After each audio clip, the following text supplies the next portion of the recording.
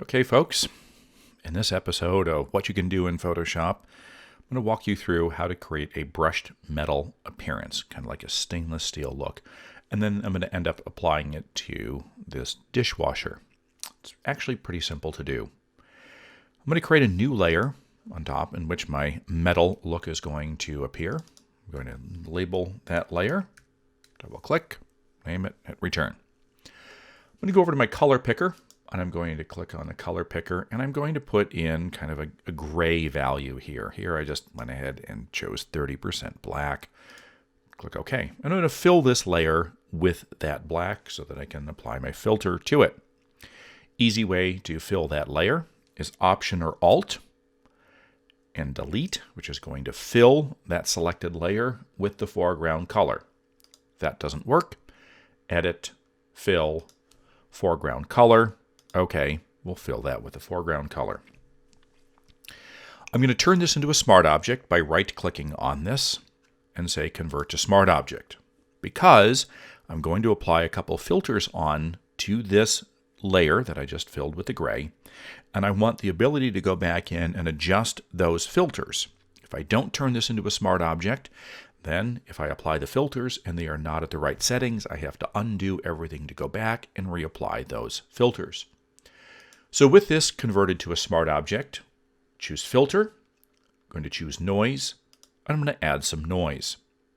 I want Gaussian noise and I want monochromatic.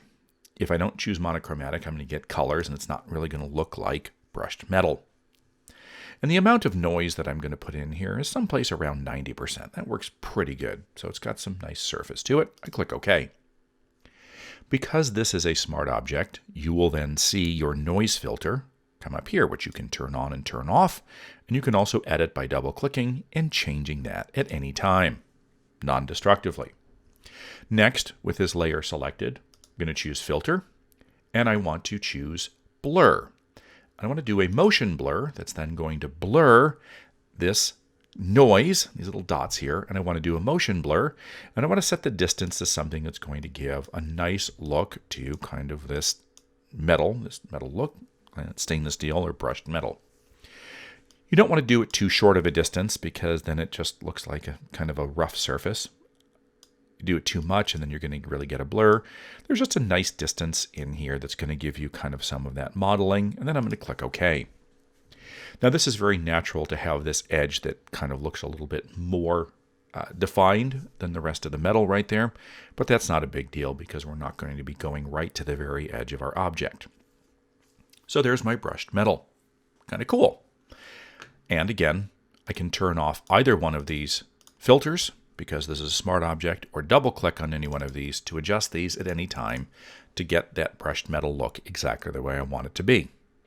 Now, to add this to my object, I could leave this just like this and I could use this as a background for a backdrop or some type of slide for a presentation, but I want to apply this to my actual dishwasher. So I'm going to turn off the metal layer so we can see the dishwasher. It's actually on its own layer, and you can see that the background has been removed. And now what I'd like to do is I'd like to have this metal only apply to the dishwasher here. This will not work if the dishwasher is actually on a white background. Okay? If you do not have this transparent layer around here, what I'm going to show you won't work. You do have to remove the background so that we're going to apply the metal just to the dishwasher. Turn on the metal layer, and in between my metal and my object that I'd like to apply it to, hold down your Option or your Alt key and clip it to the dishwasher. This will make sure that the metal effect only applies to the pixels that are on this layer. With this metal layer selected, I'm then going to go into my Darken mode, and I can run through a couple different effects on how I can go and apply this stainless steel look to my image. Sometimes Multiply works good. It gives a very strong darken, kind of leaves out all the shadows here. And in this case, because of the type of object that I'm putting on here, Color Burn works very well. Now, I always use one of these modes here depending on what this is going on, and I may use the different modes here simply based on what it is that I'm applying this object to. Now, because this dishwasher had a nice little blend or fade going in here, this works really well. I've then applied this metal to my entire dishwasher, and now I've got this kind of metal effect on here. It's pretty cool. It's that simple. I know. This is the kind of stuff that I really enjoy because it can be a lot of fun. Now, if you want to add a few quick little highlights to this, you can very easily.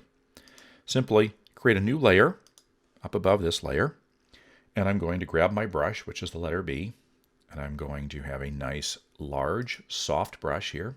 Large brush, hardness of 0. And on my new layer, I'm going to choose white as my color, and I may just want to apply a nice little highlight, so I kind of paint a rough little highlight through here. It doesn't need to be perfect, okay? I'm going to cut the opacity way back here so that I get a little bit of highlight in here. And then I can go through my blending modes here to make sure that this highlight doesn't overprint or go over the kind of the shadow areas. If you just leave it at normal, it looks like it's just kind of a gray fog. But if you go into kind of like the screen or lighten or color dodge areas, it will keep all those black areas here nice and black. And then you can just control the opacity if you'd like to throw just a little highlight through here. Or if you take your brush and you reduce it down in size, and you may just want to put a nice little kind of a highlight here where you click in one location and then you shift click in the other, and it just kind of throws kind of like this reflective light across that surface. You can do that as well. Kind of interesting. But the key to this is adjusting the opacity of this layer here so the highlight doesn't become too strong, and then definitely choosing the right blending mode. The lighten section here with a different lighten, screen, color, dodge, and so on, probably going to be a very good idea because that is going to go ahead and allow it to blend in very nicely and not look like it's too fake. It won't affect the dark areas. So, just some fun kind of stuff that you can have and convert anything into the stainless steel brushed look.